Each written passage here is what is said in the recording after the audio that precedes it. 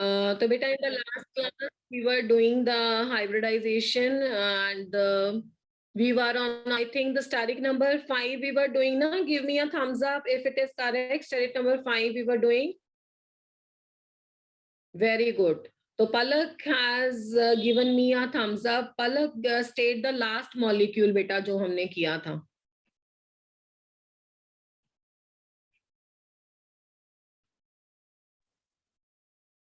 We have done, yes, Palak, say.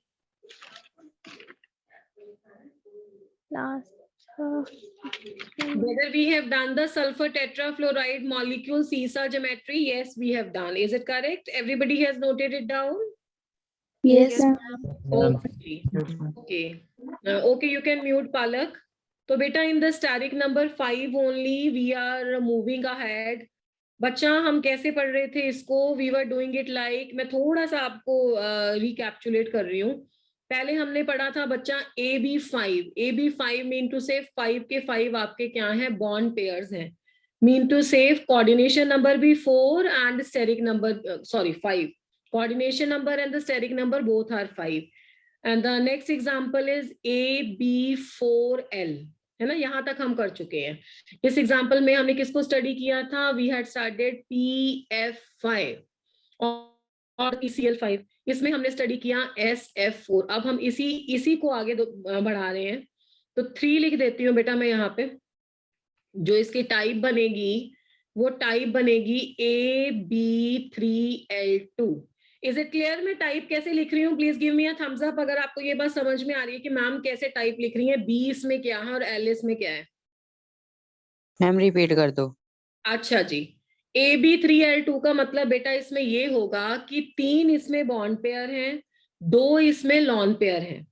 3 इसमें bond pair हैं तो इसका मतलब है 3 स्पीशीज 3 मोनोवेलेंट एटम इसके साथ जुड़े हैं. That is called as a coordination number. Coordination number जो होता है कितनी स्पीशीज इसके साथ जुड़ी हुई हैं, कितने मोनोवेलेंट एटम सेंट्रल एटम के साथ लगे हैं, वो कोऑर्डिनेशन नंबर इसका 3 रहेगा और 2 इसमें रहेंगे लॉन पेयर. और स्टेरिक नंबर का मतलब होता है लॉन पेयर और बॉन्ड पेयर का जो सम है वो ऑलवेज 5 रहेगा. बच्चा जब तक स्टेरिक नंबर 5 रहेगा तो ज्योमेट्री आपकी sp3d से ट्रायगोनल बायपिरामिडल ही आएगी. ठीक है. अब यहाँ पे मैंने क्या बोला? कितने लॉन पेयर हैं? 2 लॉन पेयर है. बॉन्ड पेयर कितने हैं? 3 हैं, तो वो 5 आ गया. आप क्लियर है बेटा? चले आगे. Yes ma'am. Okay ji. Yes, ma'am. Okay, thank you. The example that I am going to take is a ClF3. ClF3 I have taken. Chlorine is a central atom. और ये जो सेंट्रल एटम क्लोरीन है, this is 3s2 and 3p5. Without drawing the box हम बिल्कुल valence shell electron count से इसको पूरा करेंगे. कितने वैलेंस इलेक्ट्रॉन है भाई क्लोरीन के शेल में? लास्ट शेल में कितने इलेक्ट्रॉन है? बताओ मुझे जरा काउंट करके. बिल्कुल सही है, 7 है. अब मुझे बताओ इसके साथ कितने मोनोवेलेंट एटम लगे हैं? कितने मोनोवेलेंट एटम है? 3. हाँ बिल्कुल सही है. तो 3 मोनोवेलेंट एटम लगे हैं तो 3 तो हो गए इसमें बॉन्ड पेयर आपके. ठीक है जी. सिंगल बॉन्ड बना लिया, सिग्मा बॉन्ड बना लिया. बेटा अब इसके पास कितने इलेक्ट्रॉन और बचे क्लोरीन के पास? 4. तो if the 4 electrons are left with the chlorine, तो 4 means 2 are the lone pair on electron. These are the 2 lone pairs. तो ऐसे बनी ज्योमेट्री. तो ये तो सबको समझ में आ रहा है कि यहाँ पे 2 हैं लॉन पेयर और 3 है बॉन्ड पेयर. स्टेरिक नंबर 5 है. कोऑर्डिनेशन नंबर इसका 3 इसलिए है 3 species are attached to the chlorine. Now who is going to tell me कि where we have placed the lone pair in the equatorial position? ये मुझे कैसे पता है? मैंने लास्ट क्लास में ये बहुत डिस्कशन किया था आप लोगों के साथ कि 5 वाले केस में. एक मिनट पहले मुझे क्वेश्चन पूरा कर लेने दो बेटा. यस, sp3d तो रहेगा इसमें हाइब्रिडाइजेशन. जब तक बच्चा स्टेरिक नंबर 5 है तो sp3d हाइब्रिडाइजेशन रहेगा. This is a hybridisation. And what about the geometry? Everybody has to participate in a class. I am not teaching to the 1 or the 2 students. I am teaching to the whole of the class, beta. So sp3d hybridization and the geometry will be the TBP. TBP के आगे क्या लगाएंगे बताओ मुझे? क्या word use करें? Geometry. Geometry तो ये है क्या ये मैम डिस्टॉर्टेड। हाँ जी, बिल्कुल सही। जिन बच्चों ने आंसर दिया बहुत अच्छे से चैप्टर प्रिपेयर कर रहे हैं। Yes, this is distorted trigonal bipyramidal. तो बेटा अगर सारे के सारे 5 के 5 बॉन्ड पेयर होते ना, कोई भी लॉन पेयर नहीं होता, तो तुम बोलते कि मैम ये परफेक्ट ज्योमेट्री है। ठीक है, क्योंकि बॉन्ड पेयर में रिपल्शन बहुत कम होता है, परफेक्ट एंगल आएगा उस केस में। तो ये आपका आया TBP डिस्टॉर्टेड। अब बात आ गई है शेप की। ठीक है, शेप में क्या कंसिडर नहीं करना, बताओ मुझे, क्या कंसिडर नहीं करेंगे शेप में? Lone pair. बिल्कुल सही। Lone pair. Ma'am lone pair. हाँ जी, बिल्कुल सही बेटा। मैं ब्लू कलर से कुछ ड्राइंग कर रही हूँ, जरा देखना। अगर मैं लॉन पेयर नहीं ले रही हूँ तो ये कुछ ब्लू कलर का ऐसा पैटर्न आ रहा है। तो इस पैटर्न से आपको, हाँ very good, very good, this is called as a T shape. ठीक है, समझ में आ रही है बात, सबको समझ में आ रही है? हाँ, मेरा क्वेश्चन अब ये था, हैंड रेस करके आंसर दोगे। You want say it like unmute and start saying. मेरा क्वेश्चन ये था कि whether we have to place the lone pair at the equatorial or the axial, how we people are going to decide, and this answer would be given by this is a hand raise in a first page only. What happened to the rest बेटा? क्या बात हो गई? आप लोगों को समझ नहीं आ रहा है तो बताओ मुझे, what the problem you people are facing? सिर्फ 4 बच्चों को समझ में आ रहा है? No, this is not good. Everybody has to participate in the discussion. I told you in the last class also. पलमिंदर Saini बच्चा, चलो बताओ। Ma'am, the less electronegative element will be placed in the equatorial because it will have more S character. Palminder, I am happy बेटा, आपको ये बात पता है। I am happy आप बता रहे हो कि अगर 2 डिफरेंट इलेक्ट्रोनेगेटिव नेगेटिविटी की एलिमेंट्स हो तो कौन इक्वेटोरियल पे जाएगा, कौन एक्सियल पे। पर यहाँ पे 2 डिफरेंट इलेक्ट्रोनेगेटिविटी नहीं है, यहाँ पे एक लॉन पेयर है और एक आपके पास बॉन्ड पेयर है। यहाँ पे 2 डिफरेंट इलेक्ट्रोनेगेटिविटी वाली स्पीशीज तो है ही नहीं है। आप सही बता रहे हो, पर मैंने पूछा सिर्फ लॉन पेयर और बॉन्ड पेयर के केस में है। सुहानी। Ma'am, lone pair are present at high bond angle and equatorial. Yes, absolutely correct. Good बेटा। पलमिंदर, इट्स ओके, आपको बस मैंने डिफरेंट इलेक्ट्रोनेगेटिविटी वाला क्वेश्चन होता तो that is correct.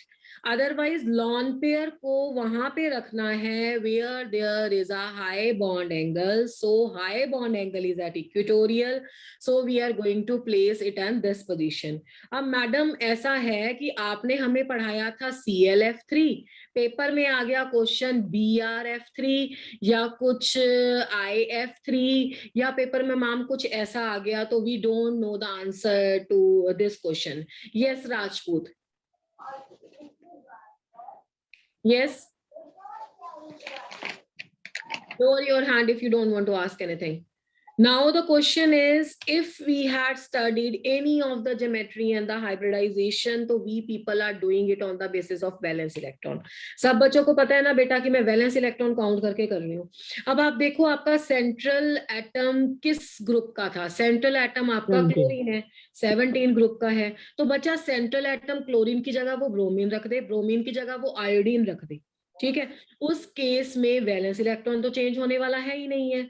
Similarly fluorine आपके पास सेम ही रह रहा है, फ्लोरीन की जगह पे भी अगर कुछ और हैलोजन आ जाता, unless and until you are encountering the no different element, you are getting all the elements same as the example we had studied in the class, तो उस केस में आपका हाइब्रिडाइजेशन और ज्योमेट्री में कुछ चेंज नहीं होगा।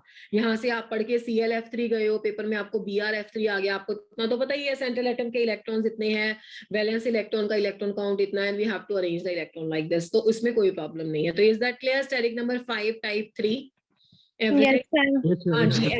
More thing I want to say, the bond angle in that case would be the less than 90 and less than 120 degree, and that is of course the case. ये ऐसा रहेगा नहीं। Lone pair में बच्चा इतना ज्यादा रिपल्शन होगा, फिर लॉन पेयर बॉन्ड पेयर में रिपल्शन होगा, तो ये थोड़ा सा डिस्टॉर्टेड हो जाता है, ऐसे अपनी ओरिजिनल पोजीशन से चला जाता, तो बिल्कुल 90 हम इसको नहीं बोलेंगे। तो now I am going to take the steric number 5 again, इसको मैं अब 4 लिख रही हूँ। स्टेरिक नंबर 5 बार बार ये रिटर्न प्रैक्टिस करो ताकि आपकी कभी मिस्टेक ना हो क्वेश्चन में। Lone pair plus bond pair now again would be the 5 and the example that I am going to take is a AB2L3 type. AB2L3 type. बच्चा अब इसमें लॉन पेयर कितना है? 3. हाँ जी। बॉन्ड पेयर कितना है? बॉन्ड पेयर इसमें 2 है। तो बॉन्ड पेयर और लॉन पेयर का सम कितना है? 5। 5. बॉन्ड पेयर और लॉन पेयर का सम। गुड। तो अब इस क्वेश्चन में एग्जांपल सेट करना आपको प्रॉब्लम नहीं है, वो आपको एग्जामिनर देगा, आपको बस उसका इलेक्ट्रॉन काउंट करके करना है। ये कोई रट्टा नहीं मारना है कि मैम स्टेरिक नंबर 5 की इस कैटेगरी की एग्जांपल को हमें लान करके जाना। नो, आपको बस वैलेंस इलेक्ट्रॉन आने चाहिए, that's it. Xenon difluoride, this is the example I have taken. Everybody knows that xenon is a noble gas. Yes, ma'am. Yes, ma'am. Yes, How many ma'am. valence electrons would be present in that? 8. 8. 8. Monovalent कितने थे बच्चा? Monovalent थे 2। तो 2 तो bond बना लो। अब कितने बचे आपके पास? हाँ, आपके अब बचे 3 लॉन पेयर। 3 लॉन पेयर आप सभी को पता है, all the my students know this कि ये कहाँ पे जाएंगे। तो मैंने कहाँ पे रख दिए? मैंने रख दिए at the equatorial position.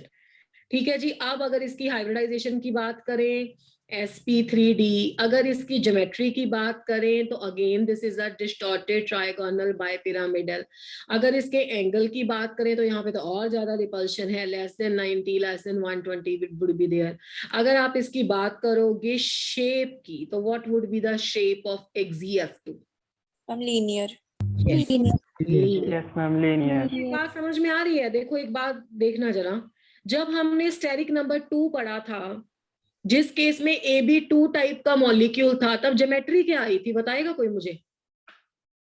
BeF2 में क्या ज्योमेट्री आई थी? ZnCl2 में क्या ज्योमेट्री आई थी? C∼CH में क्या आई थी ज्योमेट्री? Yes, Linear. हाँ जी, बिल्कुल सही। लीनियर ज्योमेट्री आई थी या नहीं आई थी? तो बेटा अगर लीनियर ज्योमेट्री वहां पे आई थी और यहाँ पे भी लीनियर है, तो इन दो लीनियर को आप डिफरेंशिएट कर पा रहे हो? नहीं कर पाए हो। वहां पे ज्योमेट्री लीनियर थी, यहाँ पे we are calling it as a shape. ठीक है। वहां पे हाइब्रिडाइजेशन क्या थी? यहाँ पे क्या हाइब्रिडाइजेशन है? sp3d. sp3 कौन बोलूंगा भाई? गलत क्या बोल रहे हो बेटा? Then यहाँ पे चलो कोई बात नहीं। हाँ, sp2 नहीं हो सकती बच्चा, sp देखो ट्रिपल बॉन्ड है। हाँ हाँ जी, बिल्कुल sp है। हाँ बिल्कुल sp है, करेक्ट। तो sp2 3 नहीं बोलना है। sp3 में सिंगल बॉन्ड, sp2 में डबल बॉन्ड, sp में ट्रिपल बॉन्ड, अगर एल्केन एल्कीन एल्काइन की बात कर रहे हो तो। ठीक है। अदरवाइज आप AB2 कैटेगरी से भी कर सकते हो, वैलेंस इलेक्ट्रॉन काउंट लगा के भी कर सकते हो। यहाँ पे भी मैंने शेप लिखा है, तो इस चीज को ध्यान में रखना है। तो with this we have completed the steric number 5। ठीक है। इसमें कुछ ABl4 वाला कोई नहीं है कॉन्सेप्ट। तो these are the all examples that I have taken. तो स्टेरिक नंबर 5 ओके एवरीबॉडी? हाँ, एक बात और, एग्जांपल्स मैंने आपको पढ़ाई हैं, ये all the categories we had discussed, जो भी आपका मॉलिक्यूल एग्जाम में आएगा, I am talking about the NEET final exam, whatever the molecule you will be getting, all the molecules will fall in that category। बस आपको valence electron count और charge calculation में गड़बड़ नहीं करना है। Today at the end of the hybridization, what I will do, at the end of the hybridization I will ask you some of the questions, and that questions will include the examples जिसमें वो ना हो जो मैंने class में पढ़ाया, उसके जैसा सिमिलर हो। Is that correct? Is it okay for the practice? Give me a thumbs up. चलो गुड बच्चा। तो next is a steric number 6 I am going to take. Steric number 6 का मीनिंग हुआ बेटा, ये मैं बार बार लिख रही हूँ for your practice only, lawn pair और बॉन्ड पेयर का सम हमेशा रहेगा 6। Whenever there would be the 6 lone pair and the bond pair sum, so type 1 that I am going to take is AB6 type of the molecule. AB6 type of the molecule is your example is SF6. SF6 को पढ़ेंगे बच्चा हम sulphur hexafluoride. Is it correct? Everybody? Is it correct?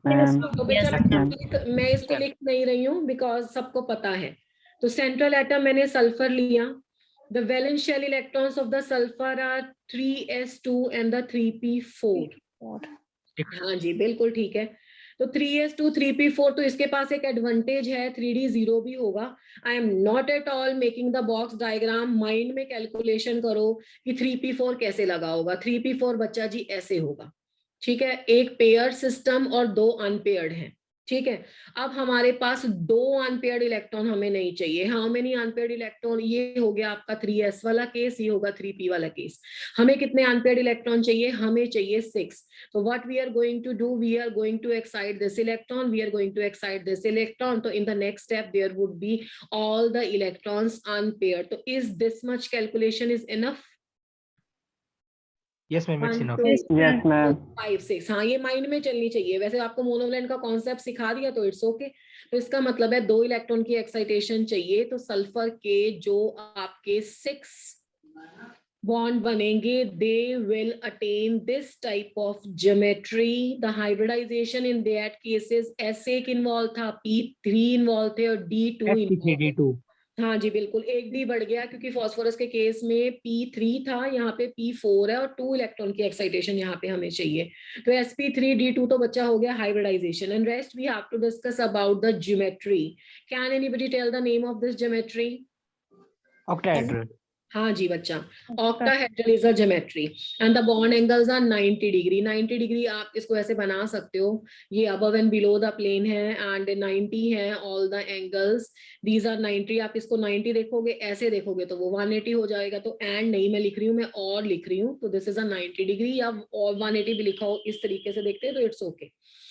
ठीक है, now the question is, मैंने बहुत सारे students को ये प्रोनाउंस करते सुना है कि एक्सियल एंड द इक्वेटोरियल। तो whether can anybody see the axial and the equatorial in this geometry? and be frank बच्चा, अगर आपको लग रहा है कि है तो पूछो, नहीं पूछोगे तो आपका जो वो है इसका कॉन्सेप्ट क्लैरिटी नहीं हो पाएगा। आपको लग रहा है इसमें भी एक्सियल इक्वेटोरियल है टीबीपी की तरह? No, ma'am. नहीं लग रहा है, किसी बच्चे को नहीं लग रहा है, पर फिर भी मैं ये डाउट क्लियर कर देती हूँ। मैं इस बॉक्स में ना 2 वर्ड यूज कर रही हूँ। ये वर्ड तो मैं ना लैंग्वेज ना उन्हीं के हाँ लैंग्वेज ना तुमने नहीं सुनेगी बेटा की be on mute, everybody be on mute, double चुन्नी लाने की सिंगल जीरो बोलती सिंगल चुन्नी लाने everybody be on mute. You people are disturbing the rest of the students also. Be on mute. I am writing the 2 very important things in this box. One is called as a equivalent hybridization.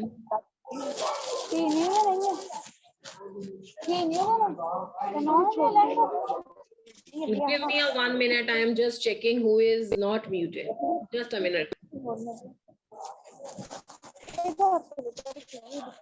मैं आप ही कर दो सभी को। करना ही पड़ेगा, मुझे लग रहा है कि I have to mute all. This is not a good thing. I love you, Mama. Motto. ये मैंने बोला आंटी का love you आंटी। आंटी नहीं बोला। कौन है? Nikhil.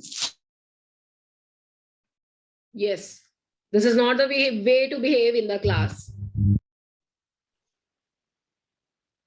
Okay, now what I was telling, this is a very, very important concept. What is that concept, beta? Equivalent hybridization and the non-equivalent hybridization. These are the 2 words. Equivalent and the non-equivalent hybridization. Beta, जिस hybridization में after the mixing of the orbitals 2 different तरह के bond angle निकल के आए, देखना जरा ध्यान से। मैंने अभी आपको थोड़ी देर पहले टीबीपी पढ़ाया था।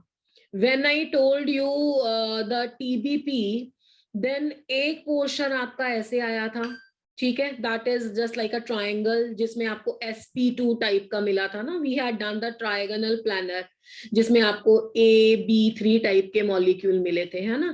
तो यहाँ पे बॉन्ड एंगल निकल के आए थे 123, है ना, 3 of 120 ईच। अब बच्चा एक आपके पास ऐसा पोर्शन आया था after the mixing of orbital जिसमें आपका बॉन्ड एंगल 90 निकल के आया था, और ये वाले आपके पास it is just like P एक जो बचा और D का मिक्सचर हुआ था।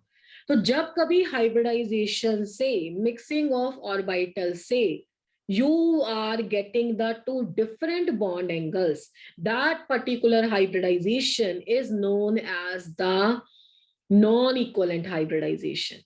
और नॉन इक्विवेलेंट हाइब्रिडाइजेशन की 2 एग्जांपल्स हैं, एक तो टीबीपी और एक मैं आपको आगे पढ़ाऊंगी स्टेरिक नंबर 6 में पीबीपी। ठीक है, बात समझ में आ रही है। और नॉन इक्विवेलेंट हाइब्रिडाइजेशन में आप बोलोगे कि this is the axial and the equatorial, पर जो इक्विवेलेंट हाइब्रिडाइजेशन है जैसे रेस्ट ऑल, मैं अगर sp3d और sp3d3 को छोड़ दूं तो बाकी जितनी भी बची rest all, these are the examples of the equivalent hybridisation. इसमें सारे के सारे बॉन्ड एंगल क्या आते हैं, all the bond angles are same.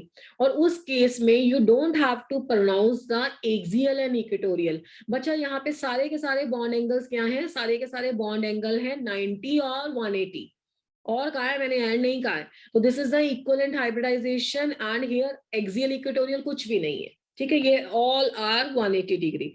तो if it is clear to you please give me a thumbs up. I can see only the thumbs up and then I have to move ahead. Ma'am repeat कर दो फिर से। Okay जी, तो आप जल्दी से सुनना, ठीक है। जब हाइब्रिडाइजेशन में दो डिफरेंट बॉन्ड एंगल आते हैं, जैसे 90 और 120 आया था, ठीक है, तो वो नॉन इक्विवेलेंट हाइब्रिडाइजेशन है, उसमें एक्सियल इक्वेटोरियल वर्ड यूज करोगे। जिस केस में हाइब्रिडाइजेशन में सारे के सारे बॉन्ड एंगल सेम हो, वो इक्विवेलेंट हाइब्रिडाइजेशन है, उसमें आपको एक्सियल इक्वेटोरियल यूज नहीं करना। महक क्लियर है आपको? और जिसने बच्चे ने अभी पूछा था, अभी क्लियर हुआ बेटा? मैम ओके जी, ओके। तो I am going to take the another molecule. Now what is the another molecule? Steric number अभी भी 6 रहेगा, और उसके बाद आपके पास आएगी हाइब्रिडाइजेशन, यही है sp3d2 ही रहेगी। अब मैंने लॉन पेयर और बॉन्ड पेयर को कुछ इस तरह से अरेंज करना है कि अब ये बन जाएगा AB5L। 1 lone pair is there, 5 bond pair is there, sum will always be the 6. This is a type 2 of this category, and the example of this is IF7. Again I am telling you, you don't have to cram the example. The examiner will set any of the example. If you have to just count the valential electron, you must be very much clear about how these are combining with the monovalent atom and the bivalent atom. Single bond बनाएंगे, double bond बनाएंगे, that's it. Iodine के valence electron सब बच्चों को पता है। Iodine is S2 and P5, 7 valence electron. अब iodine में 7 वैलेंस इलेक्ट्रॉन है, तो आपके पास आ गए 5 फ्लोरीन। तो 5 फ्लोरीन के साथ तो पहले सिंगल बॉन्ड बना दो, ठीक है जी। ये मैंने 5 फ्लोरीन के साथ सिंगल बॉन्ड बना दिया, ठीक है। बाकी आपके पास बचे कितने इलेक्ट्रॉन? 2 इलेक्ट्रॉन। 2 इलेक्ट्रॉन का बच जाएगा यहाँ पे लॉन पेयर। तो this would be the shape of this, and if we are talking about the hybridization, तो अभी तक sp3d2 ही है। अब ज्योमेट्री में छोटा सा चेंज करेंगे, क्या लगाएंगे? डिस्टॉर्टेड लगाएंगे, Distorted octahedral. डिस्टॉर्टेड ऑक्टाहेड्रल लगाएंगे। शेप के बारे में अगर एग्जामिनर हमें पूछता है, हमें कोई टेंशन नहीं है, हमें आता है ये आंसर। इसका आंसर क्या है बच्चों? इसका आंसर है इसका आंसर है square pyramidal. It is known as a square pyramidal, ठीक है जी। अब क्या ये लॉन पेयर को मैं यहाँ यहाँ यहाँ यहाँ यहाँ कहीं और रख सकती थी? बताओ यस और no? Yes yes, yes absolutely correct. बच्चा जब मैंने बोल दिया सारे बॉन्ड एंगल 90 हैं, तो कोई फर्क नहीं पड़ता। आपको कॉपी पे ऐसे थोड़े सिमेट्रिकल लग रही थी स्ट्रक्चर, या मुझे लग रही थी, तो मैंने बना दी है। आप भी कॉपी पे बना सकते हो। कहीं पे भी अनलेस एंड अनटिल यहाँ पे कुछ चेंज नहीं आता, कोई बड़ा छोटा एटम नहीं आता, रिपल्शन का कोई और फैक्टर नहीं आता, तब तक ये लॉन पेयर कहीं भी जा सकता है, क्योंकि all the bond angles are 90। ये TBP की तरह नहीं है, ठीक है। तो steric number 6 second type, is it clear? Yes ma'am. चलो तो फिर भागो थोड़ा सा तेज। अब हमारे पास आ गया again steric number 6, lone pair और बॉन्ड पेयर फिर से 6 ही रहने वाला है। This time example type is a 3 बेटा, and the example that I am going to take is the पहले तो टाइप ले लेते हैं AB4L2 वाली, ताकि लॉन पेयर 2 दिखे, बॉन्ड पेयर 4 हो गया, 6 आ गया, ठीक है जी। और एग्जाम्पल इसकी XeF4, okay, this is an example. Xenon noble gas है, everybody knows. 4 valence electron are bonded with 1 unpaired electron of fluorine. 6 7 4 5 6, ठीक है, 4 हो गए, 5 6 7 8। तो ये आपके पास 8 इलेक्ट्रॉन का काउंट इसका पूरा हुआ। हाँ, यहाँ पे ध्यान रखना है, क्या ध्यान पे रखना है? आपको 2 लॉन पेयर इस तरीके से अरेंज करने हैं कि उसमें मैक्सिमम सेपरेशन हो। अब आपके पास यहाँ दो तरह की पोजीशंस हैं, either you can place them at 90 to one another, or you can place them at 180 to each other. If you are placing them like this and this, तो यहाँ पे 90 का एंगल होगा. If you are placing them this and this, this and this, this and this, तो here all are the bond angle 90. तो इसको या तो ऐसे रखो, या ऐसे रखो, या ऐसे रखो. समझ में आ रहा है? 180 समझ में आ रहा है ना? ऐसे बच्चा, ठीक है? Yes, ma'am. हाँ, एक पेन देख लो ना मेरा, ऐसे ये पेन है, इसके या एक इस जिस साइड पे ये मेरा हाथ है और एक साइड या ऐसे रख लो या ऐसे सीधा रख लो. तो जैसी आपकी चॉइस है आप बना सकते हो, पर आप 90 पे नहीं रखोगे, that would be the unstable structure. ठीक है जी. तो ये हो गया आपका हाइब्रिडाइजेशन. सब बच्चों को पता है हमारे sp3d2 है. ज्योमेट्री फिर से हमारी हो गई डिस्टॉर्टेड ऑक्टाहेड्रल. शेप के बारे में क्या ख्याल है आप लोगों का, बताओ तो. Ma'am Square planar. बिल्कुल सही, स्क्वायर प्लेनर.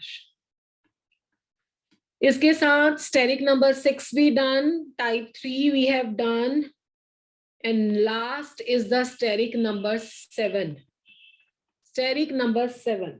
स्टेरिक नंबर 7 में लॉन पेयर और बॉन्ड पेयर का sum will always remain 7. Lone pair 0, bond pair 7 वाली एग्जांपल पहले उठा के चलते हैं, और ये टाइप 1 ले लेते हैं इसको. इसमें दो ही टाइप्स हैं, and that type 1 is AB7. Example is IF7. यहाँ पे मैं थोड़ा सा आपसे डिबेट करूंगी 2-3 मिनट का, जो कि इंपॉर्टेंट है बहुत ज्यादा. बच्चा, आयोडीन के 7 वैलेंस इलेक्ट्रॉन है, तो 7 होंगे इसके अराउंड पेयर. तो 7 के लिए आप सबसे पहले पेंटागन बनाओगे. Everybody know how to make a pentagon. उसके बाद आयोडीन को सेंटर पे रख के इसके सारे कॉर्नर के साथ मिला दोगे आप ये वाले बॉन्ड्स, एंड फ्लोरीन फ्लोरीन लगा दोगे. ठीक है. अब बच्चा, इसमें 2 फ्लोरीन बच गए, तो जो 2 फ्लोरीन है ना, that are above and below the plane. ठीक है. And 5 bonds here are of 72 degree, and total of 2 bonds here are 90 degree. ये 2 वाले जो फ्लोरीन हैं, ये वाले हैं, ये वाले जो ये हैं आपके 90 डिग्री वाले. तो यहाँ पे जो एक्सियल वाला बॉन्ड एंगल है ये वाले होंगे, और इक्वेटोरियल इन द प्लेन वाले होंगे, जैसे पहले होते थे. तो इज दैट क्लियर? इतना सबको समझ में आ रहा है? Yes ma'am. Yes ma'am. समझ में आ रहा है. ठीक है. अब इसकी हाइब्रिडाइजेशन है sp3d3. कैसे आया d3? कोई बच्चा बता सकता है ये d3 कैसे आएगा? फास्फोरस के केस में एक इलेक्ट्रॉन का एक्साइटेशन होता था s वाले, तो वो एक d में जाता था. सल्फर के केस में सल्फर के केस में 2 इलेक्ट्रॉन का एक्साइटेशन हुआ, इसमें 3 का एक्साइटेशन हुआ, और तीनों एक्साइट होके अनपेयर हुए डी में जाके, तो 3 डी इन्वॉल्व हो गए, तो sp3d3 आ गया. ठीक है, समझ में आ गया मैडम हमें. अब इसका ज्योमेट्री का नाम भी समझ लो फिर. This is a pentagon bipyramidal. Bipyramidal. बिल्कुल सही है, पेंटागोनल बाइपिरामिडल. पेंटागोनल बाइपिरामिडल हो गया बच्चा. उसके बाद शेप हम इसकी लेंगे नहीं. अब आपने एक्सियल इक्वेटोरियल के एंगल देख लिए हैं ध्यान से? Yes ma'am. चलो, मेरे ख्याल से अब आपको मैं ये स्लाइड रख करके क्वेश्चन पूछ रही हूँ. अब मैंने ना आपको ऐसी एग्जांपल दे दी. अब आप मुझे ये क्वेश्चन करके बताओ कौन कौन सी स्पीशीज कहाँ पे लगाओगे. चलो जल्दी जल्दी से, put your copy pain on and give me the answer. चलो फटाफट से. और जिसका हैंड रेज होगा उससे मैं पूछूंगी, और कम से कम टाइम लगा के क्वेश्चन सॉल्व करने की आदत डाल लो बच्चा. जब प्रैक्टिस अच्छी हो जाए तो हो जाएगा आराम से. चलिए फटाफट. सभी को पता है आंसर. sp3d3 होगा, पेंटागोनल बाइपिरामिडल होगा, everybody know.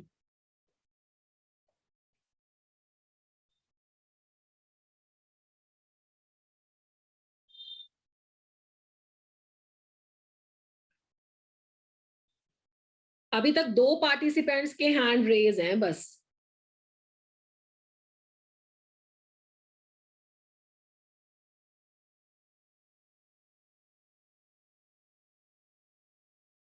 Seven participants have raised their hand. Okay, let me ask. Anish, आप आंसर दो.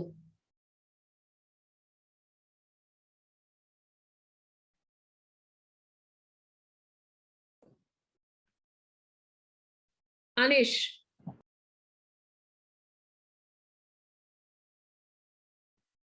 When I am asking you people, then you are not giving the answer.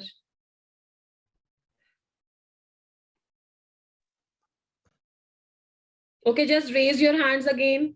Raise your virtual hands.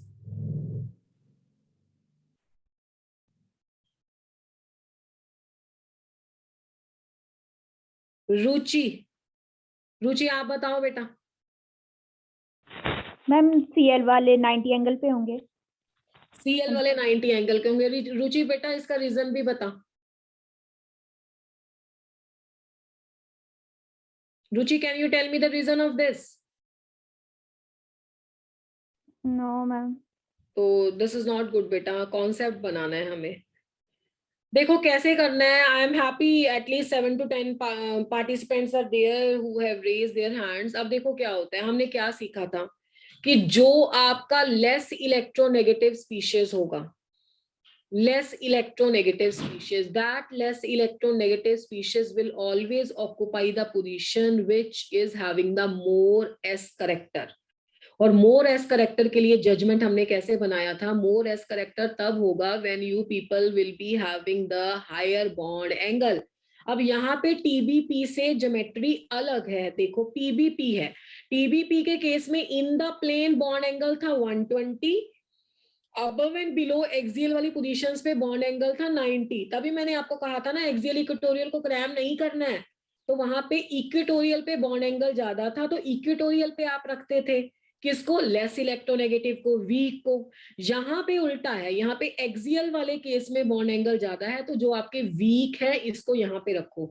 जिन बच्चों ने इसको ऐसे समझ के लगाया कि 2 CL है और 2 CL अलग से हैं और हमें उनको यहाँ रख देंगे बाकी फ्लोरीन इसमें, तो वो बिल्कुल गलत है। मान लो मैंने आपको क्वेश्चन ऐसा दे दिया जिसमें था 5 क्लोरीन थे और 2 फ्लोरीन थे, ऐसा क्वेश्चन दे दिया, तो इस क्वेश्चन में तो आप फ्लोरीन को लगा के आ जाओगे। नहीं, लेस इलेक्ट्रोनेगेटिव को हायर बॉन्ड एंगल पे, लेस इलेक्ट्रोनेगेटिव क्लोरीन है, क्लोरीन जाएगा हायर बॉन्ड एंगल पे, और रेस्ट ऑफ द पोजीशंस पे फिर आपको अरेंज करना है जैसे भी आपके पास स्पीशीज बची है।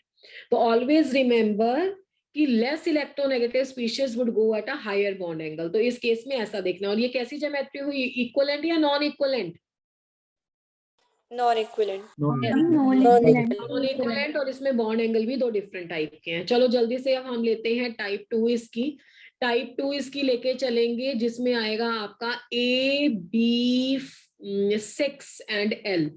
ठीक है, लॉन पेयर और बॉन्ड पेयर का जो सम होगा वो सम होगा आपके पास यहाँ पे टोटल 7।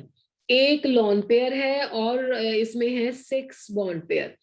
इसकी एग्जांपल है XeF6। अब आने वाले 1-2 मिनट तक ना बहुत ध्यान से सुनोगे क्योंकि इसमें थोड़ी एक्सेप्शन है।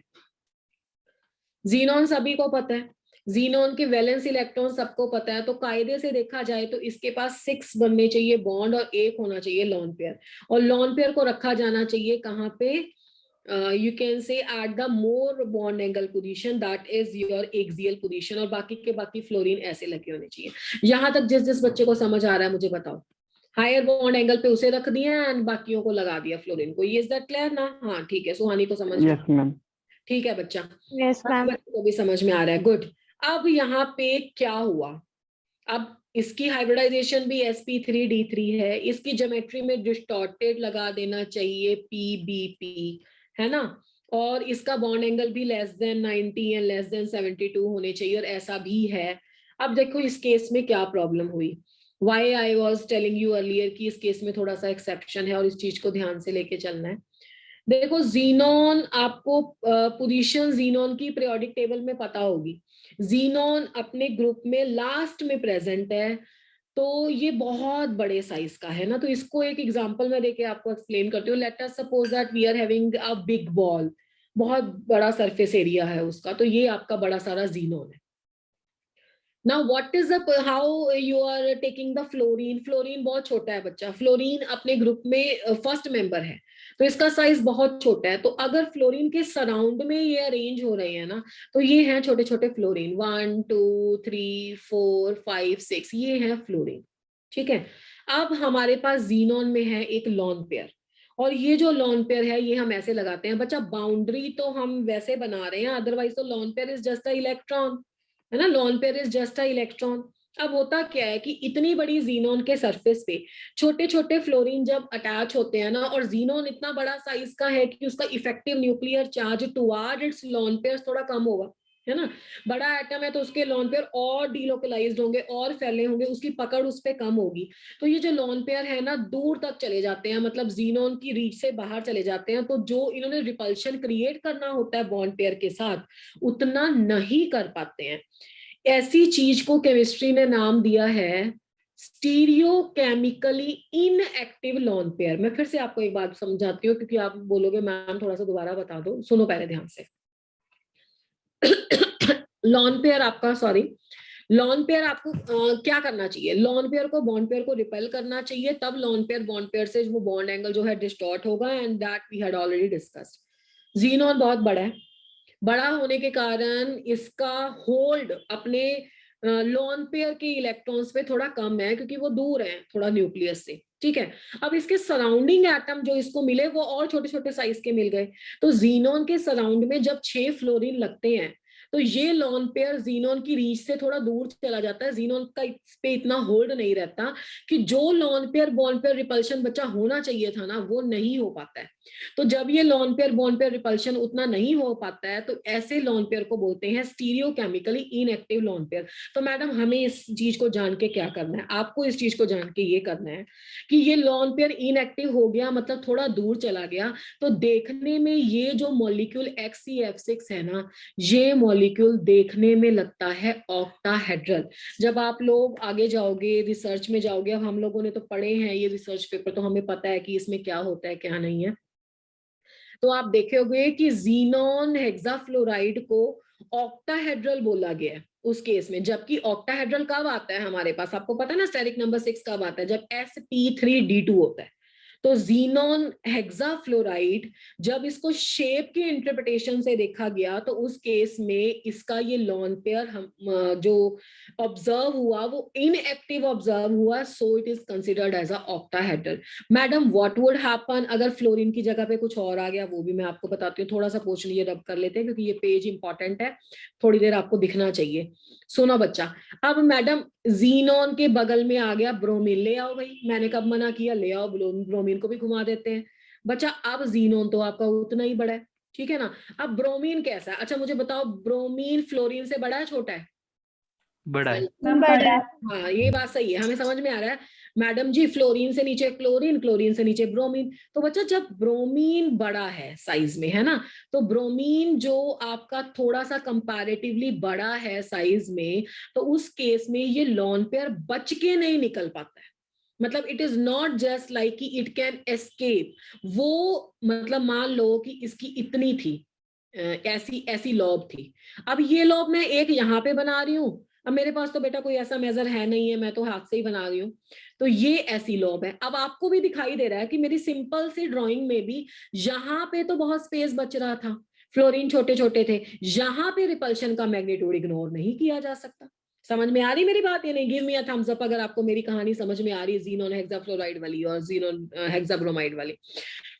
तो अगर पेपर में जीनोन ब्रोमाइड, क्लोराइड, आयोडाइड ऐसी स्पीशीज आती हैं तो उसमें कभी भी सवाल नहीं उठता कि वो आपको शेप के पर्सपेक्टिव से ऑक्टाहेड्रल लगे, क्योंकि वहां पे आपका लोन पेयर उतनी रिपल्शंस क्रिएट करेगा जितनी उसको करनी चाहिए थी। तो this is one of the geometry xenon hexafluoride, this is very important because it is involve with some of the exceptions. तो इस एक्सेप्शन बोलने को है बच्चा, हर चीज का आंसर है, केमिस्ट्री में कुछ भी नहीं रटना पड़ता, सब चीज की एक्सप्लेनेशन होती है। तो ये कहानी समझ में आ रही है कि इसको जीनोन फ्लोराइड जब पेपर में आएगा तो मैडम हम याद रखेंगे इसको, बताओ? Yes, ma'am. Yes, ma'am. चलो अच्छी बात है, गुड गुड गुड। इसके साथ हमारा हाइब्रिडाइजेशन का टॉपिक कंप्लीट होता है। जैसे कि आपको पता ही है और मुझे भी इंफॉर्मेशन थी कि whatever we had started there will be the some short test, like थोड़ा सा पता लग जाए कि हमारे बच्चों को हमारे से समझ में आ रहा है, या उन्हें भी थोड़ा, ये देखो बच्चा इवेल्युएशन बहुत जरूरी है। एकदम से जाके हमने एग्जाम में नहीं बैठना है, पहले भी बैठना है। ऐसे एग्जाम्स इतने देने हैं, इतनी प्रैक्टिस कर लेनी है कि लास्ट में हमें अच्छा स्कोर मिल जाए। तो अब मैं कुछ कुछ क्वेश्चंस आपको दूंगी, पोल भी लूंगी। अब मैंने जैसे आपको बोला है कि मैं सेम क्वेश्चन नहीं दे रही हूँ, है ना, मैं आपको कुछ ऐसी एग्जांपल्स दूंगी जहां पे आपको अपनी नॉलेज अप्लाई करनी है जो क्लास में पढ़ा है। ऐसा ही होता है। देखो मैं हमेशा अपने स्टूडेंट को बोलती हूँ, इतने सालों से ये बात बोल रही हूँ, 1 मिनट लूंगी फटाफट। या तो इनफाइनाइट नंबर ऑफ क्वेश्चंस की प्रैक्टिस कर लो, या क्वेश्चन का कॉन्सेप्ट सीख लो। बताओ क्या आसान है, टेल मी। बस बस बस, ऐसी उम्मीद नहीं लगानी है कि कोई आपको इतना कोई रामबाण दे देगा कि you will be getting the exact question. आपको कॉन्सेप्ट समझ लेना, आपको सब आ जाएगा, टेंशन नहीं। First question I am writing here. Molecule का नाम पढ़ो जल्दी से, विदाउट वेस्टिंग टाइम। क्या है इसका नाम भाई, क्या हो गया? अमोनिया। अमोनिया। बोला करो ना फिर। BF3 क्या है? Boron boron trifluoride. Boron trifluoride है बच्चा। अब आपको बतानी है इन दोनों की हाइब्रिडाइजेशन। क्वेश्चन ये नहीं है, क्वेश्चन लंबा है तो मैं स्टेप्स में करवा रही हूँ, अल्टीमेट क्वेश्चन तक पहुंचूंगी, वो प्रीवियस ईयर बनेगा नीट का। इन दोनों की हाइब्रिडाइजेशन बतानी है। ऑप्शन ले लेते हैं यहाँ पे, sp3d और sp2। बी ऑप्शन ले लेते हैं sp3 sp3। सी ऑप्शन बच्चा जी ले लेते हैं sp3 sp2। डी ऑप्शन ले लेते, कोई ऐसा नहीं बोलेगा ना, कोई चैट बॉक्स में एवरीवन पे आंसर करेगा। sp2 sp2। I will generate a poll and मुझे सबसे ज्यादा इंपॉर्टेंट है आप सब पार्टिसिपेट करो, क्योंकि मुझे पता लगेगा कि तुम लोगों की केमिस्ट्री कैसी है, और वो बहुत जरूरी है जानना।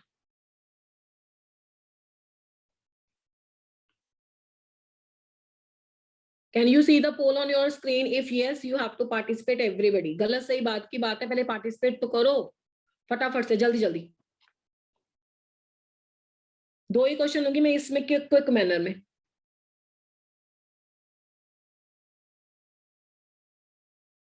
Can you see the poll? Hello, ma'am submit नहीं हो रहा है। सबमिट नहीं हो रहा है, okay don't worry, leave it, leave it, no problem. चलो ऐसा ही डिस्कशन लेते हैं, लास्ट में ले लेंगे, व्हाई टू वेस्ट टाइम। हाँ जी, क्या लगता है अमोनिया की क्या हाइब्रिडाइजेशन है? sp3 hybridisation of BF3 sp3 and sp2 होगा सर। sp2 सबको पता है, it's okay. sp3 and sp2 कोई बड़ा क्वेश्चन नहीं था वो। अब अमोनिया की अगर हाइब्रिडाइजेशन है और BF3 की हाइब्रिडाइजेशन पता है, तो अमोनिया के नीचे कौन सा मॉलिक्यूल है? नाइट्रोजन से ऐसा ही मॉलिक्यूल बनाए तो फास्फोरस से बनाएंगे तो PH3 बन जाएगा, आर्सेनिक से बनाएंगे तो ASH3 बन जाएगा, एल्युमिनियम से बनाएंगे तो ये बन जाएगा, इसका भाई भी बन जाएगा, AlCl3 भी बन जाएगा। तो अगर ऐसे क्वेश्चन एग्जाम में आ जाते हैं तो nitrogen phosphorus arsenic same group को बिलोंग करते हैं, boron aluminium aluminium same group को, फ्लोरीन क्लोरीन सेम ग्रुप को, तो हाइब्रिडाइजेशन में कोई चेंज नहीं है। क्वेश्चन इसका ये था कि अमोनिया और BF3 की हाइब्रिडाइजेशन बताओ, and when they are combining and after the combination will there be any change in the hybridization? If yes, you have to check it out. Ammonia और BF3 का reaction मुझे कौन बताएगा कि ये दोनों कैसे रिएक्ट करते हैं? Tell me. अमोनिया और BF3 में कहीं आपको स्क्रीन पे देख के लग रहा है कि किसी टाइप के रिएक्शन की प्रोबेबिलिटी है? जल्दी। अच्छा, अमोनिया के पास लॉन पेयर कितने स्टूडेंट्स को नजर आ रहा है? 1 ठीक है, एक लॉन पेयर नजर आ रहा है, सब बच्चों को पता लग रहा है। तो एक अगर इसके पास लॉन पेयर है तो इतना आपको पता है कि ये लुईस एसिड है, इसके पास एम्प्टी ऑर्बिटल है, इसका ऑक्टेट कंप्लीट नहीं है, बोरॉन के सराउंडिंग में 6 इलेक्ट्रॉन है। इतना समझ में आ रहा है? Yes ma'am. तो ठीक है, सभी मेरे स्टूडेंट्स को ये समझ में आ रहा है कि इसके पास लॉन पेयर है, तो लॉन पेयर जिसके पास होता है वो लुईस बेस होता है। जिस स्पीशीज के पास इनकम्प्लीट ऑक्टेट है, इनकम्प्लीट ऑक्टेट, तो जिस स्पीशीज के पास इनकम्प्लीट ऑक्टेट होता है वो आपके पास लुईस एसिड होता है, ठीक है, और इसके पास लॉन पेयर है, ये लुईस बेस होता है। तो ये अपना लॉन पेयर ऑफ इलेक्ट्रॉन इसको डोनेट कर देगा, तो नेचर ऑफ बॉन्ड कुछ ऐसा बनेगा जो आप लोगों को पता है। What is the nature of this bond? What is the name of this bond? Coordinate bond. हाँ जी, सब बच्चों को पता था, कोऑर्डिनेट कोवलेंट बॉन्ड। अब बेटा जब कोऑर्डिनेट कोवलेंट बॉन्ड बना तो ध्यान से देखो, BF3 यहाँ पे था, ये नाइट्रोजन ने अपना लॉन पेयर इसको देके डेटिव बनाया, 3 लगे हाइड्रोजन। आप मुझे बता सकते हो कि ये जो आपके पास नया बना है, पहली बात तो ये सब कुछ आपस में जुड़ गया, इसलिए इसका नाम है एडिशन प्रोडक्ट। ठीक है जी, तो ये एडिशन प्रोडक्ट एक्चुअली में डबल बॉन्ड से एडिशन होके तो सिंगल बॉन्ड में नहीं आया, इसको इसलिए इसको प्रोनाउंस कुछ डिफरेंटली किया जाता है, इसको एडक्ट बोल देते हैं। ठीक है ना, ऐड हो गया ऐसे। अब ये जो बन गया एडक्ट, अब नाइट्रोजन के सिग्मा बॉन्ड गिन लो, 1 2 3 4। तो नाइट्रोजन की हाइब्रिडाइजेशन तो अभी भी sp3 है, पहले भी sp3 थी, कोई प्रॉब्लम नहीं है। बट बोरॉन की हाइब्रिडाइजेशन चेक करी तुम लोगों ने? क्या है बोरॉन की हाइब्रिडाइजेशन अब? sp3। यस, 3 फ्लोरीन पहले थे, एक नया सिग्मा हो गया, 3 सिग्मा यहाँ से हो गए, 4 सिग्मा हो गए sp3। तो ये जब प्रीवियस ईयर नीट में पूछा गया था क्वेश्चन, तब ये पूछा गया था कि पहले तो अकेली अकेली हाइब्रिडाइजेशन है, उसके बाद चेंज होने के पास क्या बना, तो बन गया आपका sp3। किस केस में sp3 बना बच्चों? वो बना बोरॉन के केस में। ये क्लियर है आपको? Yes, ma'am. ऐसा एक इस क्वेश्चन में और दे रही हूँ, ठीक है, और पॉल बाद में कर लेंगे, पहले हमें अपना काम पूरा करना बहुत जरूरी है। मैंने अमोनिया लिया, अमोनिया से NH4+ बना दिया। दोनों मॉलिक्यूल मैंने क्लास में पढ़ाए हैं, अभी क्लास में भी पढ़ाए हैं मैंने, फर्स्ट sp3 में। मुझे फटाफट से दोनों की हाइब्रिडाइजेशन बोल दो, दोनों पढ़ाए हैं आपको। अरे अमोनिया की तो मैंने अभी लिखी है बच्चा, क्या हाइब्रिडाइजेशन है? sp3 हाँ, यहाँ पे क्या हाइब्रिडाइजेशन है? यहाँ पे भी sp3 है, बिल्कुल। यहाँ पे ये किसके टाइप है? मिथेन की लाइक है, लाइक मिथेन, है ना? CH2 यस हाँ मैम। जी, तो इसमें कोई चेंज हाइब्रिडाइजेशन का नहीं है। इस केस में देखो कोई चेंज हाइब्रिडाइजेशन का था? No ma'am. अरे कोई चेंज नहीं है, कंफ्यूज क्यों हो रहे हो? ये सारे आपने पढ़े हैं, एक लॉन पेयर को दे दिया तो उसमें हाइब्रिडाइजेशन में कोई चेंज नहीं है। अच्छा मैंने लिख लिया, इसका नाम क्या है भाई? इथेन है क्या? Yes, ma'am. तो मैंने ये लगा दिया। अब पेपर में तुम्हें पूछोगी कि इसमें कोई चेंज है हाइब्रिडाइजेशन में, तो यस मैम या नो मैम? No ma'am. ऐसे कभी आपको कोई क्वेश्चन पूछता है तो आप बोलोगे यस नो बड़े ध्यान से, क्योंकि आपको सिग्मा गिनना है, दैट्स इट। अच्छा अब मैं पूछ रही हूँ, आप सोच समझ के आंसर देना। आप बताओ, C2H4 से इसमें गया, क्या चेंज है हाइब्रिडाइजेशन में? Yes, ma'am. Yes yes ma'am है। बताओ। मैम इसमें सिग्मा पाई में change है, सिग्मा बॉन्ड में change। हाँ बच्चा, इसमें sp2 बोलोगे फिर, और इसमें क्या बोलोगे? sp3। हाँ, तो ऐसे क्वेश्चन में घबराना नहीं है, ये प्रीवियस ईयर नीट के थे, इस पैटर्न से पूछे हुए, इसलिए मैंने पूछ लिया है आपको। अब मैं कुछ मॉलिक्यूल आपको दे रही हूँ, सारे के सारे मॉलिक्यूल ज़ीनॉन के हैं, इतने इंपॉर्टेंट हैं ये मॉलिक्यूल बच्चा, पी ब्लॉक में भी आएंगे। फटाफट से हाइब्रिडाइजेशन निकालो। ये मैंने कर दिया है बोर्ड पे सॉल्व, ठीक है, तो जल्दी से हो जाएगा। ये वाला मॉलिक्यूल खुद से करोगे, ये वाला मॉलिक्यूल भी आप बना के दिखाओगे मुझे, ये भी फटाफट से बना के दिखाओगे। XeF6 मैंने पूछ लिया, XeO2 मैंने पूछ लिया, XeOF2 मैंने पूछ लिया। Almost all the examples I have taken. अच्छा ये भी ले लो एग्जाम्पल, ये सारे मॉलिक्यूल हैं। ये IF5 I have asked you, phosphorus के 4 क्लोरीन, लो जी एस, ये जितने भी मॉलिक्यूल हैं जीनन के, ये आपको पी ब्लॉक में भी आएंगे। फटाफट से hybridisation, I am giving you the 1 minute, फटाफट से वैलेंस इलेक्ट्रॉन काउंट करना है और क्वेश्चन सॉल्व करना है।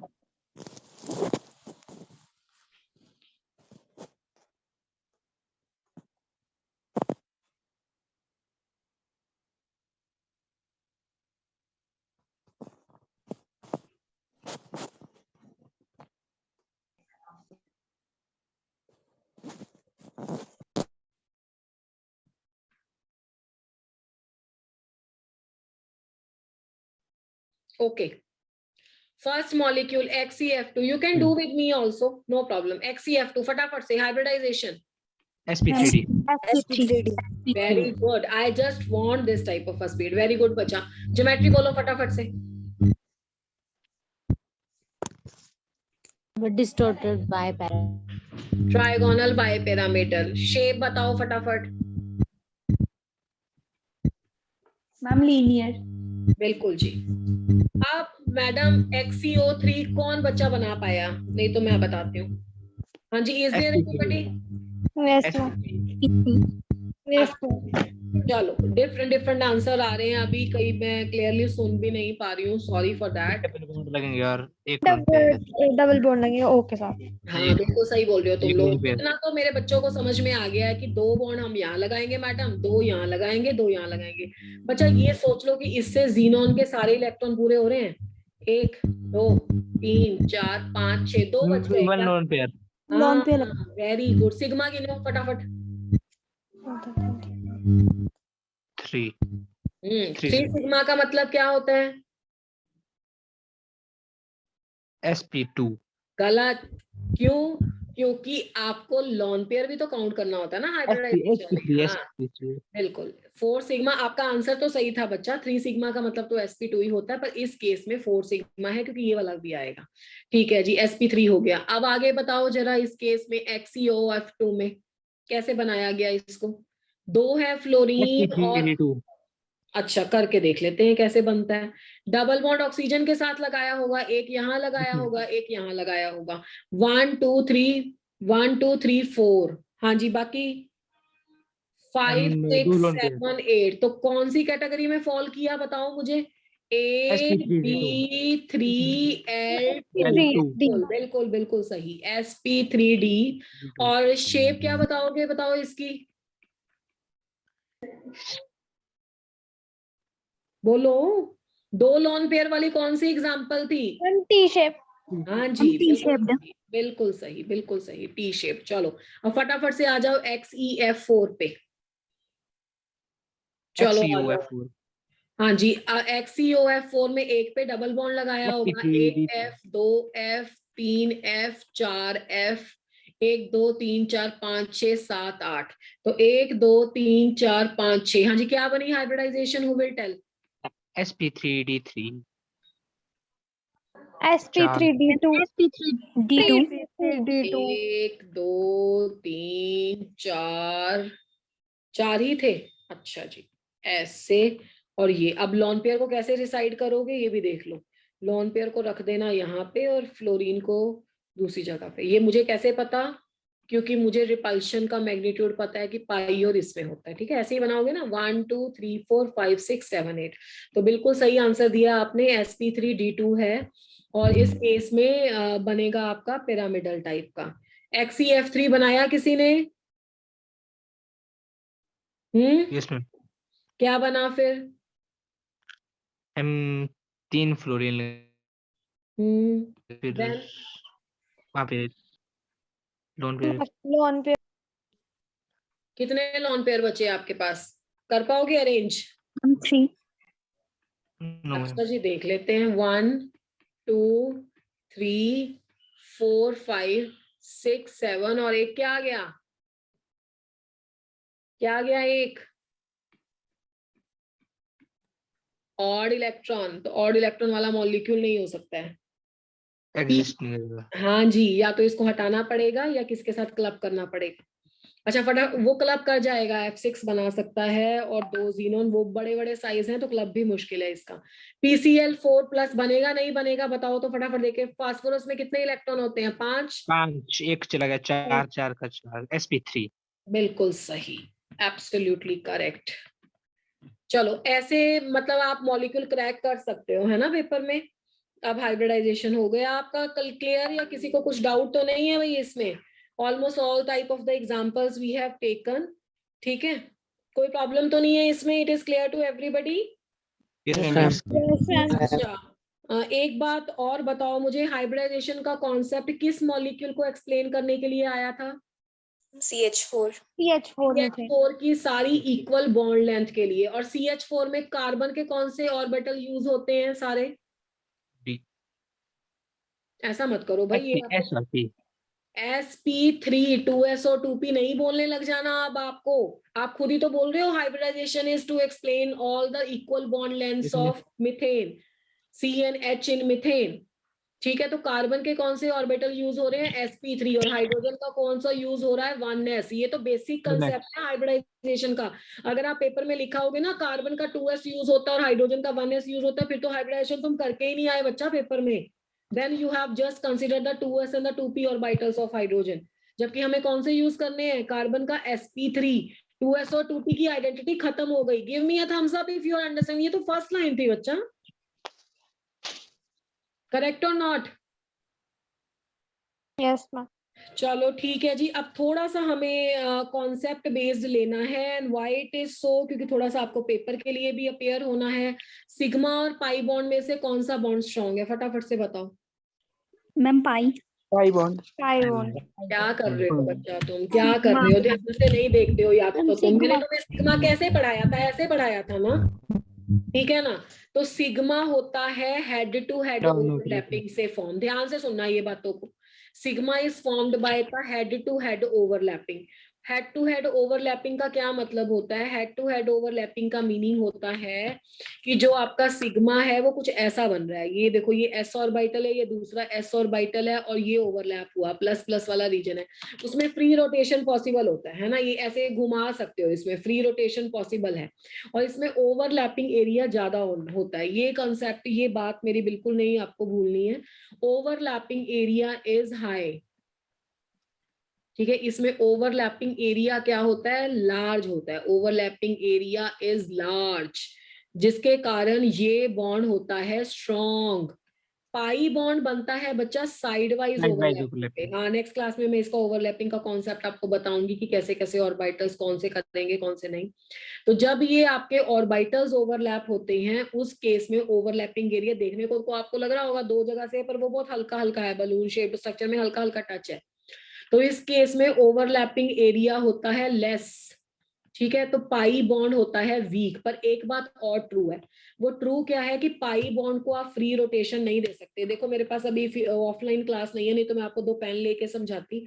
ये दो पेन अगर मैं ऊपर से उनके कैप बीच में एक दूसरे के अटका के इसको मूव करने की कोशिश करूँ ना, तो नीचे से भी जुड़ा ऊपर से भी, वो ऐसे करोगे आप तो वो टूट जाएगा बॉन्ड।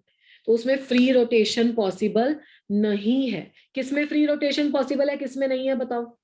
मैम सिग्मा बॉन्ड में सिग्मा में पॉसिबल है, पाई में पॉसिबल नहीं है। सिग्मा में पॉसिबल है, पाई में पॉसिबल नहीं है। किसका ओवरलैपिंग एरिया ज्यादा है? Sigma.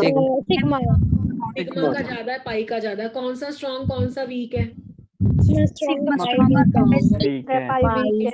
Madam, okay okay, thank you बेटा।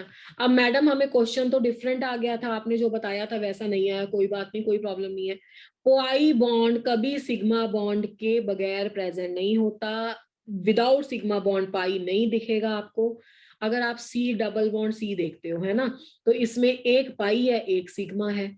अगर आप सी सिंगल बॉन्ड सी देखते हो, बिल्कुल सिग्मा है यहाँ पे, ठीक है? अगर आप सी ट्रिपल बॉन्ड सी देखते हो, तो इसमें यहाँ पे मैं सेंटर की बात कर रही हूँ, कार्बन कार्बन में एक सिग्मा है, दो पाई है। तो अगर आपको पूछ लेगा कि इनमें से बॉन्ड डिसोसिएशन एनर्जी किसकी ज्यादा है, किसको तोड़ने में सबसे ज्यादा एनर्जी लगेगी? Dissociation, triple bond. हाँ। तो ये मत कह देना सिग्मा बॉन्ड को। अब आप देखो ना, सिग्मा के साथ प्लस में है ये, तो अगर सिग्मा को मैं 1 मान लूं, इसको मैं 0.5 मान लूं, तो यहाँ पे 1.5 हो गया, यहाँ पे 1 हो गया, यहाँ पे 2 हो गया। तो सिग्मा बॉन्ड अगर दो पाई बॉन्ड के साथ है, तो इसकी हाईएस्ट बॉन्ड डिसोसिएशन एनर्जी है, इसकी हाईएस्ट है, और इसकी लोएस्ट है। ये समझ में आई बॉन्ड डिसोसिएशन एनर्जी की बात? Yes ma'am. अब मैडम, हमें डिसोसिएशन एनर्जी भी नहीं पूछा था, हमें बॉन्ड लेंथ पूछ लिया था, तो कोई बड़ी बात नहीं है भाई, आपको वो भी आता है। बॉन्ड लेंथ क्या होती है? बॉन्ड लेंथ बॉन्ड मल्टीप्लिसिटी से इनवर्सली रिलेट करती है। सिंगल बॉन्ड ऐसा होता है, डबल बॉन्ड को तुम ऐसा मान के चलो, और ट्रिपल बॉन्ड को ऐसा मान के चलो। तो मेरी ड्राइंग में ही आपको समझ आ गया होगा, जैसे जैसे बॉन्ड मल्टीप्लिसिटी बढ़ती है, बॉन्ड लेंथ कम होती है। यानी कि बॉन्ड डिसोसिएशन एनर्जी जितनी ज्यादा होगी, उतनी बॉन्ड लेंथ कम होगी। सिंगल बॉन्ड लंबा होता है। और एक बात और बता दूं, जितनी बॉन्ड की लेंथ ज्यादा होगी ना, उतना वो वीक होगा।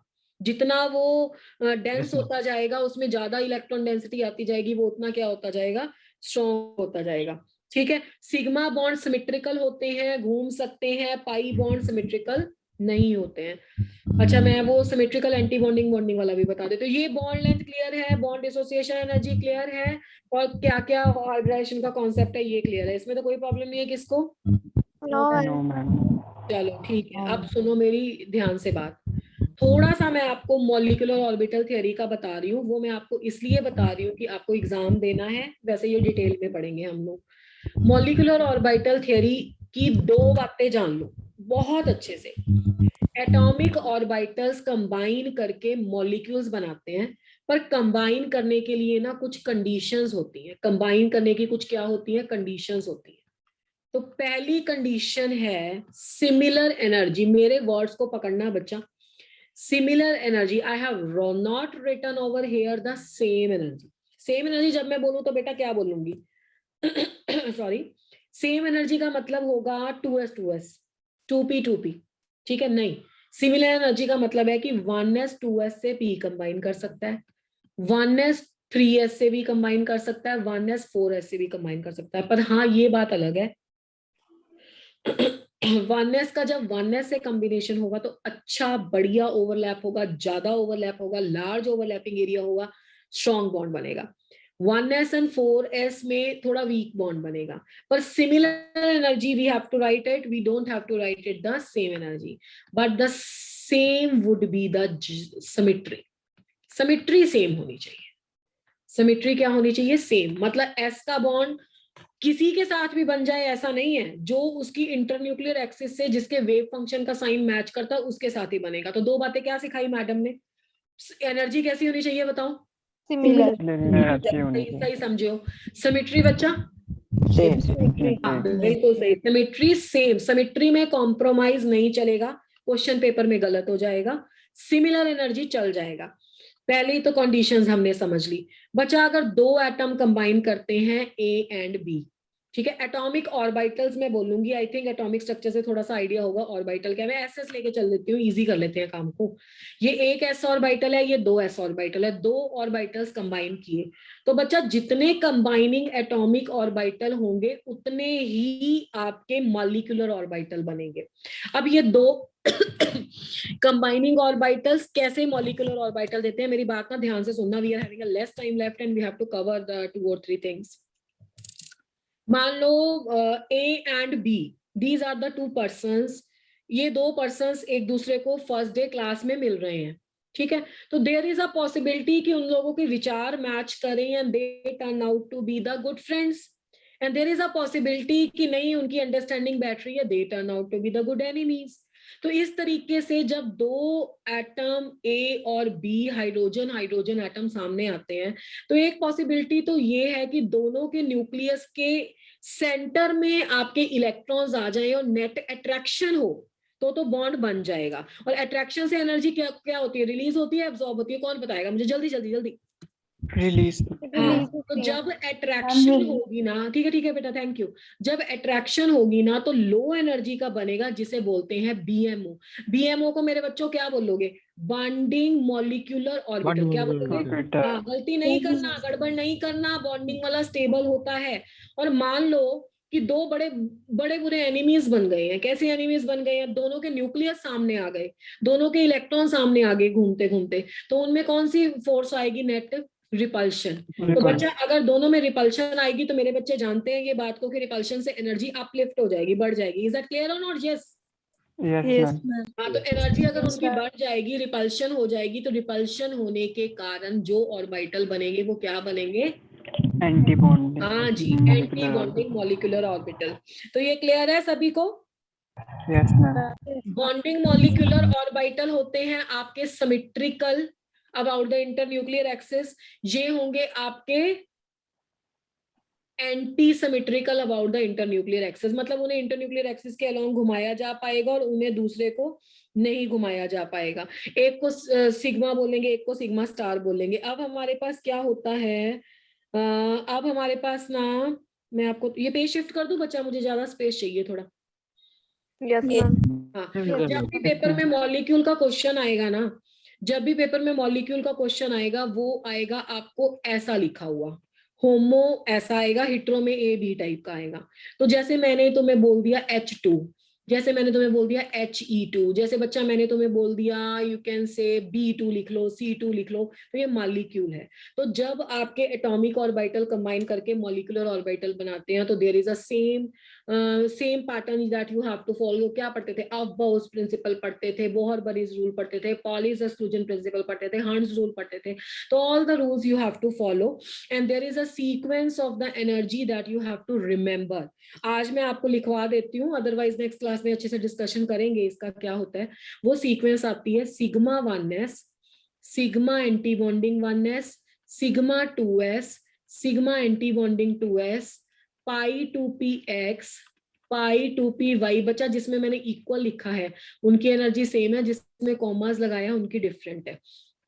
सिग्मा 2pz, पाई 2px एंटी बॉन्डिंग, पाई 2px anti bonding y। Hydrogen से लेके नाइट्रोजन तक यानी कि 14 इलेक्ट्रॉन की अगर फिलिंग करनी है, 14 में कैसे ले रही हूँ आपको समझ आ रही है ये बात? 1 nitrogen is 7 and the N2 is 14। Is it clear? Yes, ma'am. हाँ, तो Yes, ma'am. अगर आपके पास ऑक्सीजन एंड ऑनवर्ड्स है, मान लो ऑक्सीजन या उससे आगे वाले हैं, उस केस में ये सिग्मा 2pz आगे आ जाता है। क्यों आ जाता है, क्या होता है, that I will discuss in detail, don't worry about that. Sigma 1s, sigma anti bonding 1s, rest everything is same. Sigma 2s, sigma anti bonding 2s हो गया है, एंटी बॉन्डिंग नहीं आएगा, यहाँ पे आएगा सिग्मा 2pz, ये वाला बच्चा आगे लाना है, ठीक है।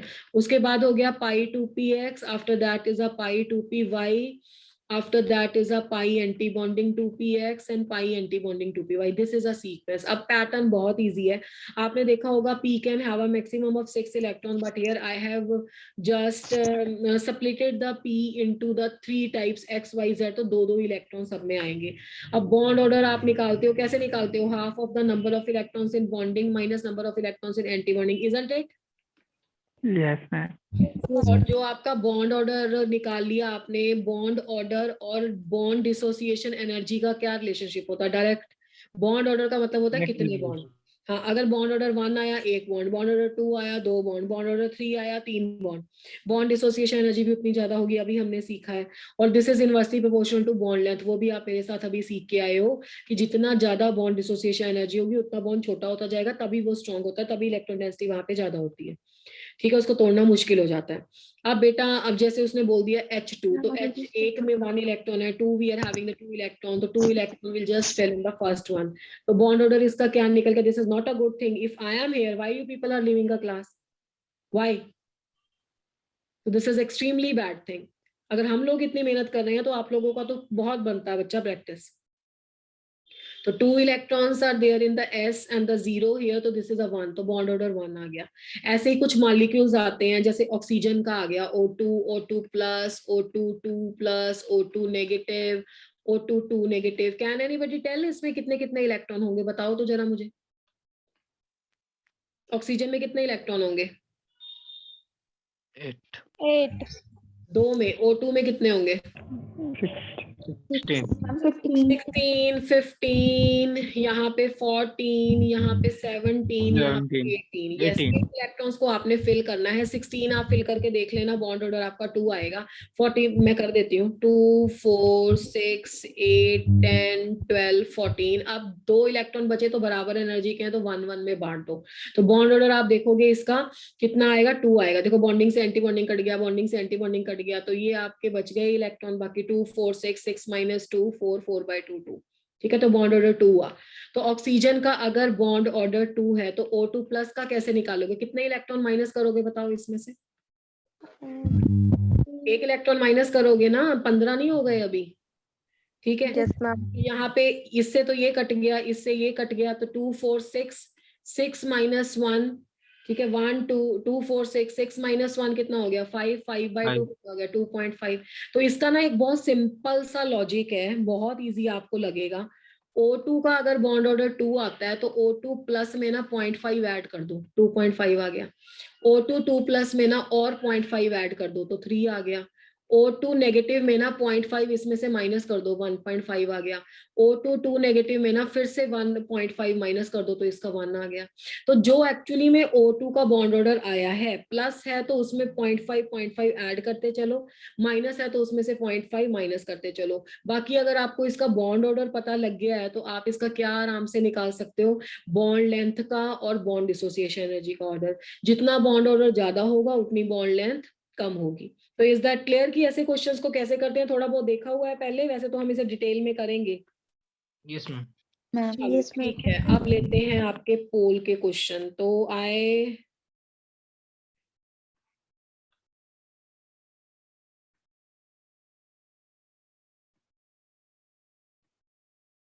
आपको बनानी है इसकी hybridisation.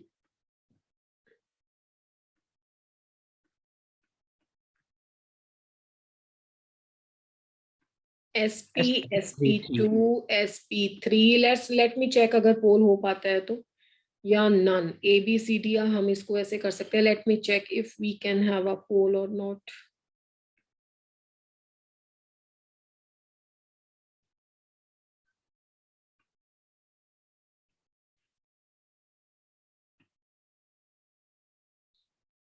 Just check it out, हो पा रहा है क्या? Yes ma'am. Okay good. तो आप सभी ना पहले तो ये करो बच्चा कि सभी बच्चे आंसर करो जितने भी बैठे हो, that is more important. Good good good good. 1-2 minute extra लग जाएंगे क्लासमेट्स, ओके कोई बात नहीं। चलिए शाबाश, very good very good very good. देखो पार्टिसिपेशन इज इम्पोर्टेंट, गलत नहीं करोगे तो फिर सही का तो बिल्कुल ही नहीं पता, ऐसे थोड़ा ना 1 मिनट में आपका सही हो जाएगा, पहले प्रैक्टिस करनी पड़ेगी।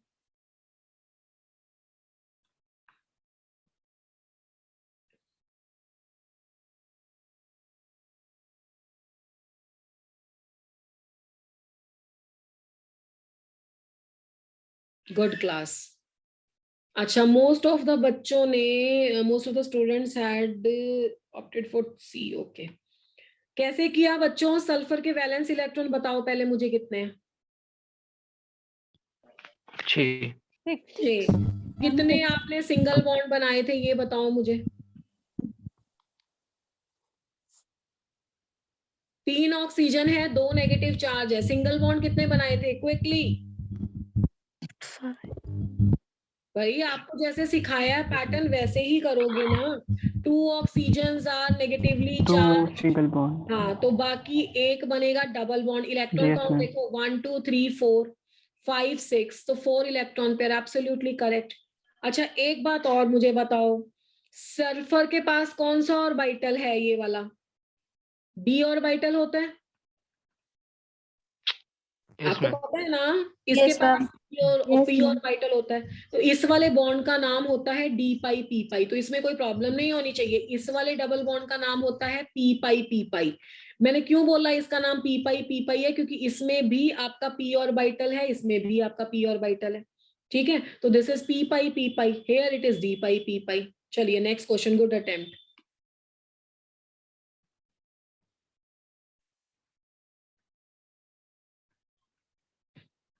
Two questions I have to take. Find the valence electron.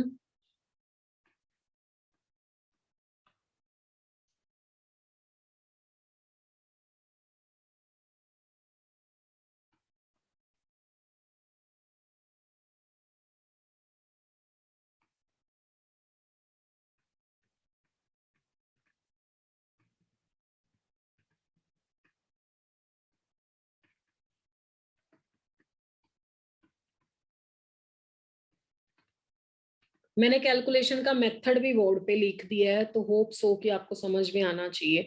Valence electrons पूछे हैं मैंने, टोटल इलेक्ट्रॉन नहीं पूछे हैं।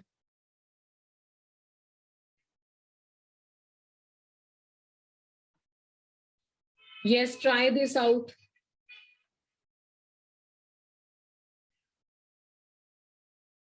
I want the participation from all, that is important.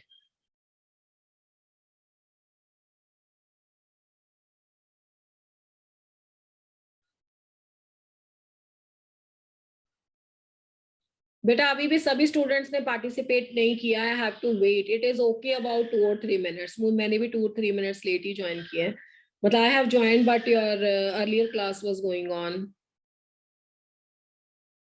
Good going. Good. I'm happy with the performance of the NEET batch. Good. Okay ji, absolutely correct. कैसे किया students answer? Xenon के valence shell में electron 8, fluorine के valence shell में 7 and 7. हाँ, 5 नहीं देना है. लास्ट क्वेश्चन या जो भी है मैं इस पेज पे लिख दूंगी, आपको मुझे बताना है इनमें से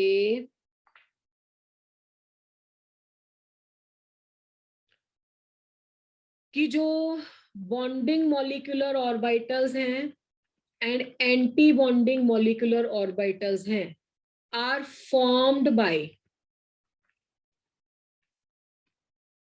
number 1. कौन सा रिलेशनशिप इसमें से आपको लग रहा है गलत है, या आप सही भी चूज कर सकते हो? डिवाइड है third one. Last question.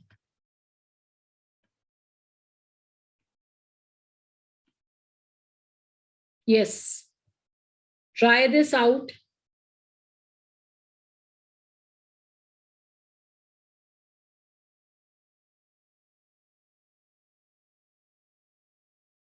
Yes, participation is important. Good going.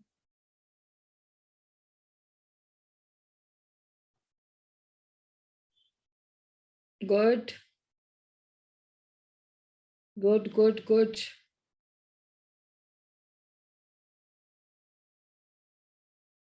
Good.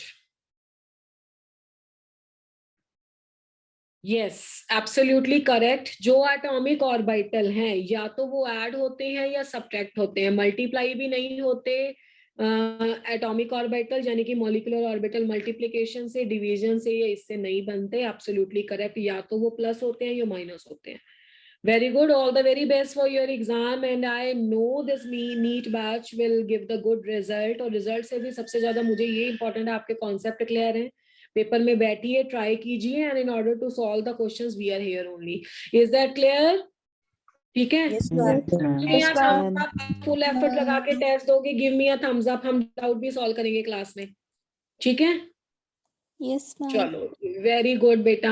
Thank you so much. God bless you all. Now you people can leave, and thank you so much for the cooperation of 5 minutes. Thank you so much. Not only in a 5 minute, in the entire class, and also in the last 5 minutes.